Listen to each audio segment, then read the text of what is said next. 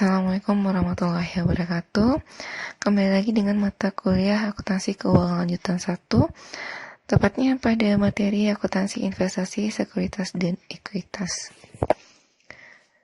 Kali ini kita akan melihat atau tujuan dari pembelajaran ini adalah untuk menjelaskan bagaimana konsep investasi pada sekuritas-ekuitas, dan kemudian kita mampu membedakan perlakuan akuntansi baik itu metode ekuitas maupun metode biaya atau nilai wajar. Kita lihat dulu apa maksud dari akuntansi investasi dalam saham. Nah, investasi dalam saham ini sendiri merupakan sebuah perusahaan yang memiliki kepemilikan di perusahaan lain melalui kepemilikan sahamnya. Jadi investasi dalam saham artinya sebuah perusahaan memiliki kepemilikan di perusahaan lain melalui kepemilikan saham. Investasi dalam jumlah yang cukup signifikan akan membuat suatu perusahaan memiliki pengaruh yang cukup besar dan menentukan kebijakan perusahaan. Hal ini sama dengan yang dijelaskan minggu lalu. Jika jumlah kepemilikan besar dari 50%, maka perusahaan itu dikatakan memiliki kendali atau kontrol terhadap perusahaan tersebut. Sehingga perusahaan tersebut wajiblah untuk membuat yang namanya laporan keuangan konsolidasi. Dalam pencatatan akuntansi investasi, biasanya dipengaruhi oleh jumlah investasi yang dimiliki perusahaan. Kita lihat gambar ini atau yang ada pada layar, yaitu adalah ini merupakan tingkat pengaruh kepemilikan saham. Jika kepemilikan kecil dari 20%, maka kita akan menggunakan yang namanya cost method atau metode biaya. Kemudian, apabila kepemilikan kita besar dari 20%, kita akan menggunakan equity method atau metode ekuitas. Dan jika kepemilikan kita besar dari 50%, kita akan menggunakan metode equity dan akan membuat yang namanya laporan konsolidasi. Sesuai dari yang saya jelaskan tadi, berarti akuntansi investasi jangka panjang itu ada dua. Yang pertama, equity method atau metode ekuitas. Yang kedua, cost method atau metode biaya. Kita bahas dulu yang pertama. Untuk equity method, konsep dasarnya itu adalah memandang investasi induk perusahaan terhadap anak perusahaan sebagai sesuatu penyertaan modal. Sehingga jika aktiva bersih anak perusahaan berubah, secara otomatis akan menyebabkan perubahan pada nilai investasi induk perusahaan. Jadi dapat disimpulkan, apabila kita menggunakan equity method, berarti investasi induk itu sesuai dengan penyertaan modal. Sehingga jika aktiva bersih anak mengalami perubahan akibat operasi bisnisnya, maka secara otomatis akan menyebabkan perubahan pada nilai investasi induk. Atau bahasa lainnya, nilai investasi induk akan berubah sesuai dengan perubahan modal anak dalam kegiatan operasinya. Nah, alasan diterapkannya metode ekuitas ini juga didasarkan atas suatu fakta, di mana fakta itu menyatakan bahwa induk perusahaan dan anak perusahaan merupakan bagian-bagian dari satu kesatuan usaha. Jika dia satu kesatuan usaha, itu gambarannya sama seperti halnya hubungan kantor pusat dan kantor cabang. Oleh sebab itu, perusahaan-perusahaan yang terjadi di dalam hak-hak pemegang saham pada anak perusahaan harus diakui dan dicatat oleh induk perusahaan untuk dapat mengikuti dan melaporkan posisi keuangan dan perkembangan usahanya secara lengkap. Ada beberapa hal yang harus kita perhatikan dalam metode equity. Yang pertama, pada saat perolehan, kita akan mencatat pada harga perolehan dan biaya-biaya lain yang diperlukan untuk mendapatkan investasi tersebut. Jadi pada saat perolehan, yang kita catat bukan hanya harga perolehan saja, tetapi harga perolehan ditambah dengan biaya-biaya lain yang diperlukan. Yang kedua, pada saat pengumuman laba oleh anak perusahaan, akan dicatat sebagai pendapatan dari investasi dan hal ini akan menambah nilai investasi. Jadi pengumuman laba oleh anak perusahaan akan berpengaruh terhadap nilai investasi. Nah, jika yang diumumkan itu rugi, berarti akan mengurangi nilai investasi. Yang ketiga, pada saat pengumuman dividen akan dicatat sebagai pengurang nilai investasi. Yang keempat, jika terjadi perbedaan nilai buku dengan harga perolehan, maka akan dibuatlah amortisasi atau depresiasi atas perbedaan tersebut. Kemudian kita lihat dalam penyusunan laporan keuangan dengan metode equity. Dalam penyusunan laporan keuangan konsolidasi, kita harus memperhatikan pengaruh perubahan model perusahaan anak terhadap hak kepemilikan induk perusahaan.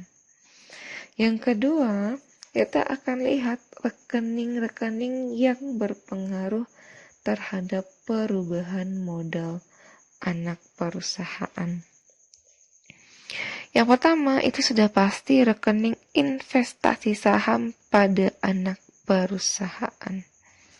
Nah, dalam rekening investasi saham ini akan berubah jumlahnya apabila anak perusahaan melaporkan adanya laba, adanya rugi, atau pembagian dividen. Nah, yang akan mempengaruhi investasi saham dalam anak perusahaan itu ada 3. Yang pertama laba, yang kedua rugi, dan yang ketiga adalah pembagian dividen. Kemudian yang kedua itu adalah rekening kas.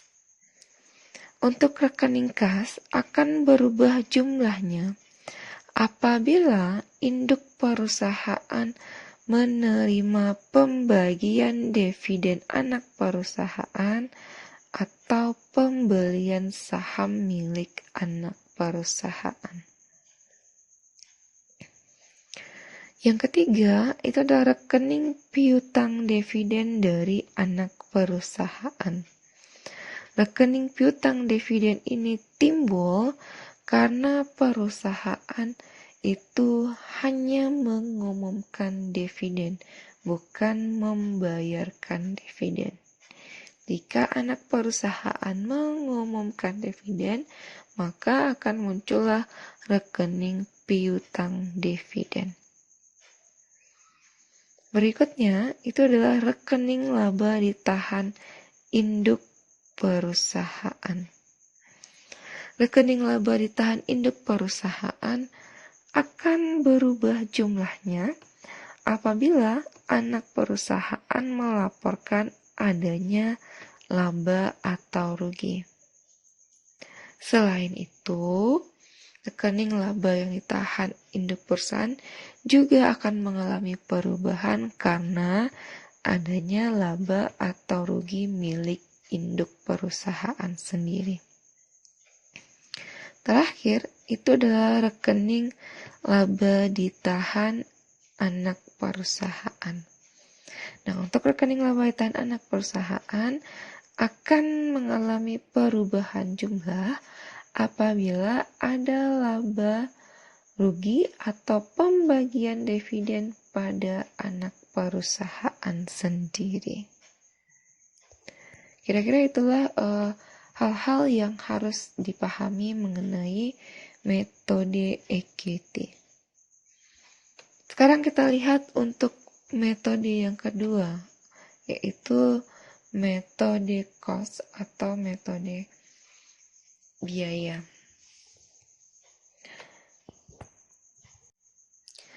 Di dalam metode ini, rekening investasi saham perusahaan anak itu akan dicatat sebesar harga perolehannya.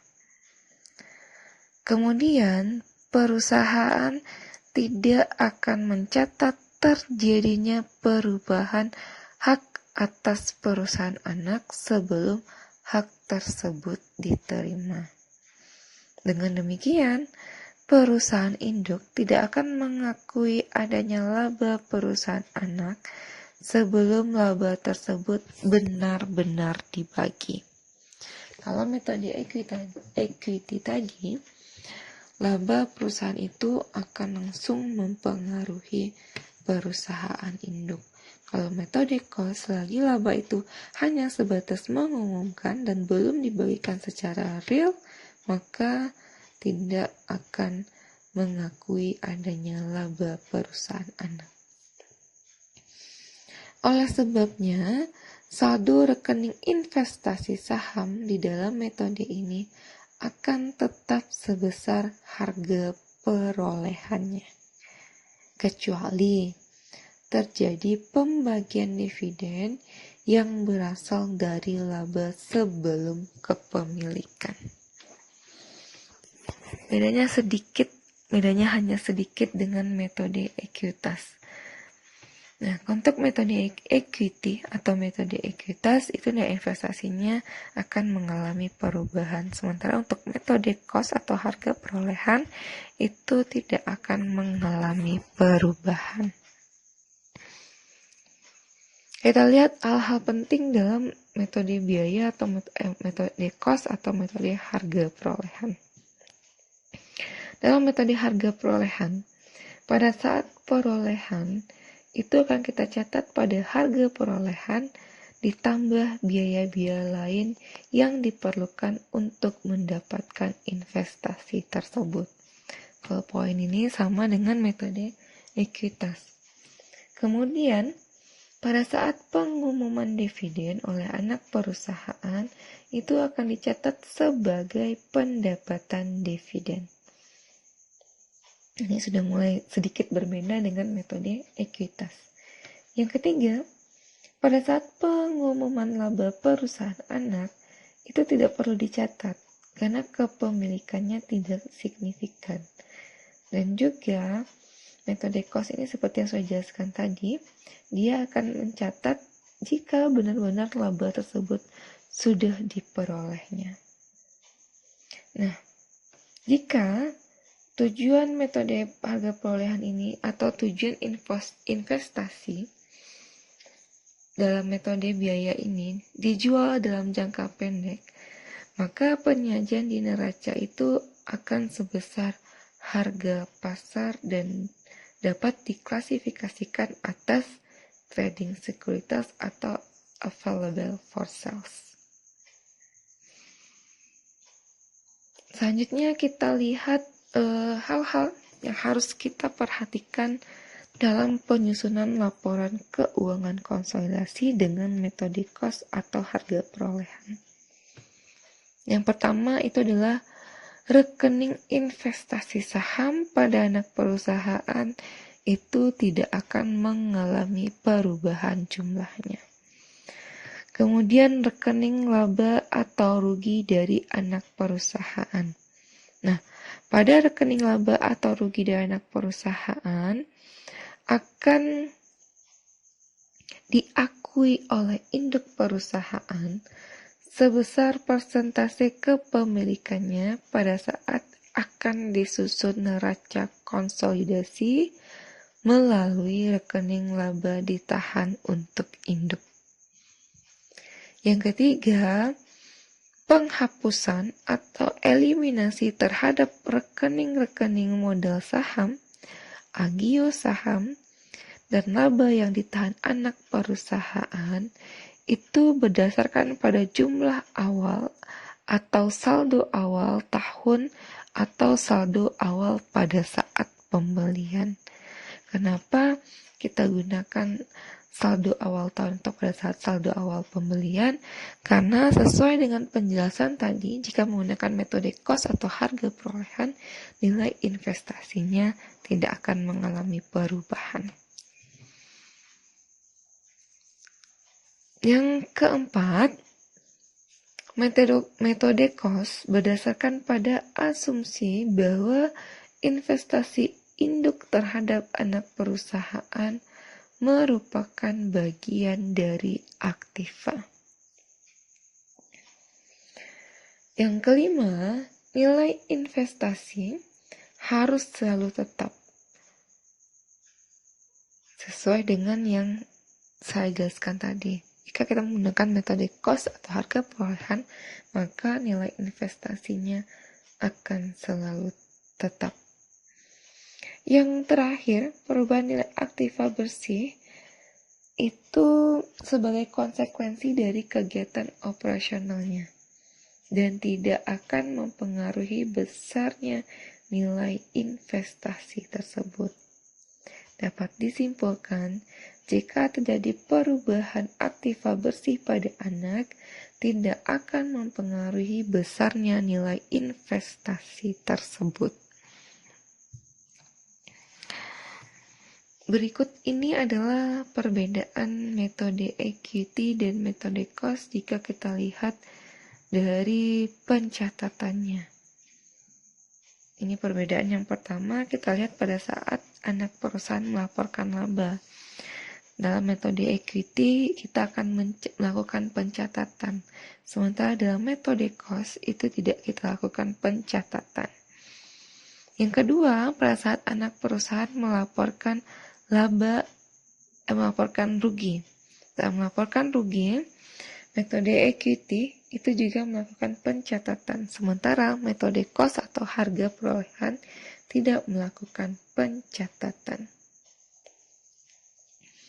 Berikutnya, pada saat anak perusahaan mengumumkan dividen, pada metode equity itu mempengaruhi investasi saham dan pada metode cost atau harga perolehan itu akan dicatat sebagai pendapatan dividen. Kemudian pada saat pembayaran dividen itu tidak ada perbedaan pencatatan. Lalu pada saat anak perusahaan membagikan dividen, maka pada metode equity itu diakui sebagai investasi dan metode cost atau metode harga perolehan diakui sebagai pendapatan dividen. Untuk lebih jelasnya lagi, mungkin kita akan lihat contoh soal dan kita bandingkan dalam menggunakan metode equity dan metode cost. Ini merupakan rekening PT Fajar dan PT Timur. Bisa dilihat sendiri untuk angka-angka neraca, baik itu PT Fajar maupun PT Timur. Kita lihat penjelasannya. Pada awal tahun 2008, PT Fajar membeli 2.000 saham dari 2.500 lembar saham PT Timur dengan total pembayaran 30 juta dibayar tunai. Setelah saham PT Timur dibeli oleh PT Fajar, kedua perusahaan yang berafiliasi tersebut beroperasi dengan melakukan usahanya masing-masing. Berikut adalah data usaha pada akhir tahun 2008. Yang pertama, laba usaha PT Fajar sebesar 7 juta dan laba usaha PT Timur sebesar 20 juta.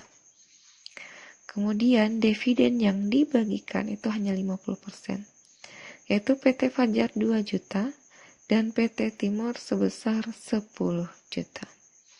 Kita lihat transaksi atau jurnal transaksi atas data atau informasi sebelumnya. Yang pertama sudah pasti kita akan mencatat transaksi pada saat pembelian saham. Jurnalnya sama, yaitu investasi saham pada kas sebesar 30 juta. Angka 30 juta itu berdasarkan dari informasi soal. Yang kedua, kita catat pengakuan hak atas laba anak perusahaan. Untuk pencatatan pada equity method itu adalah investasi saham pada laba PT Timur. Sementara untuk cost method itu tidak ada pencatatan.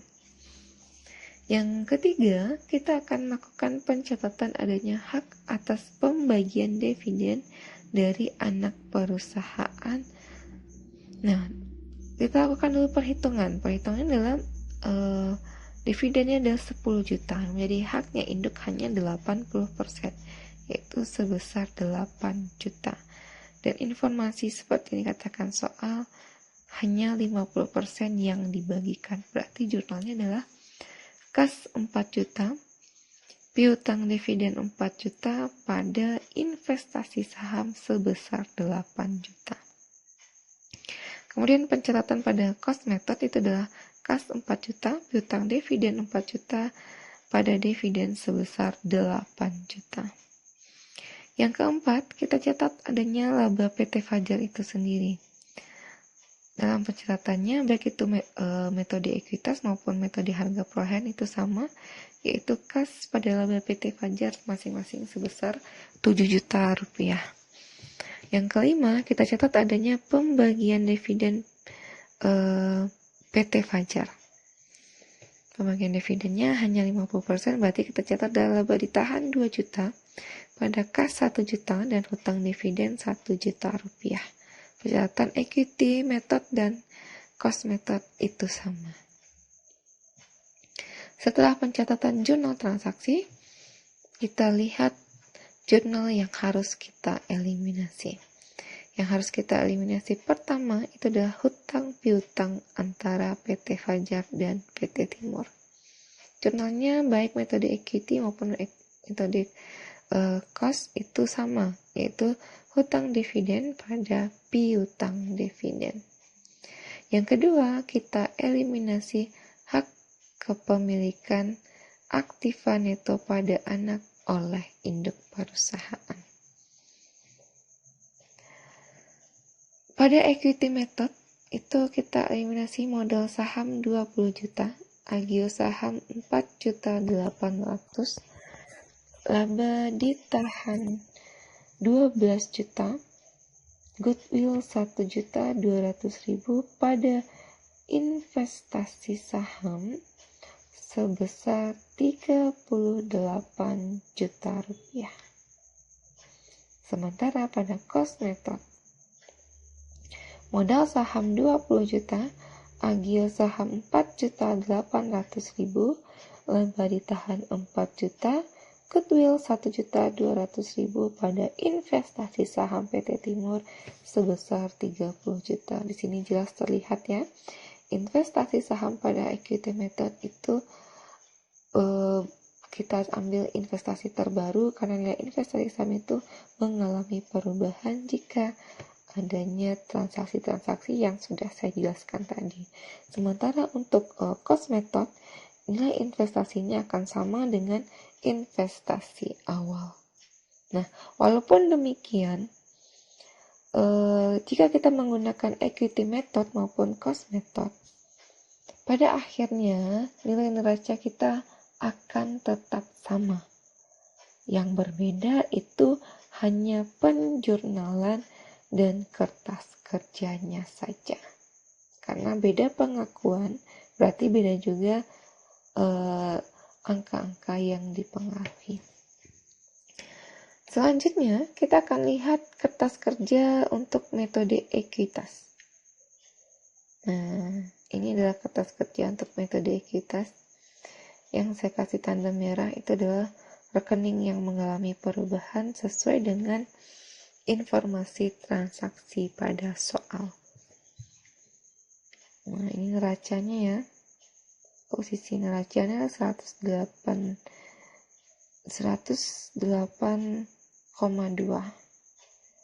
Kemudian kita lihat bagaimana kertas kerja menggunakan metode cost atau metode harga perolehan.